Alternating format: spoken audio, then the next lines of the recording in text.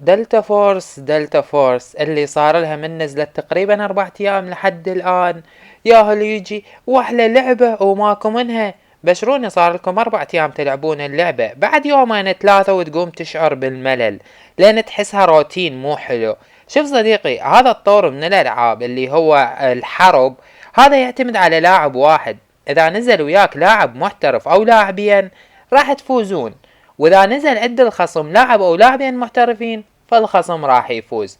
هذا النظام كلش ممل. شوف صديقي، اسأل جماعة الباتل فيلد وانا من جاي احكي لك انا لاعب باتل فيلد 1 ولاعب باتل فيلد 3.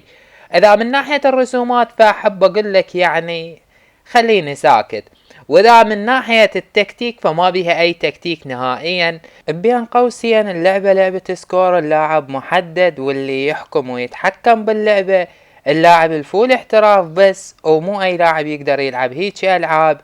واتمنى وصلت الفكرة وبكيفك بعد.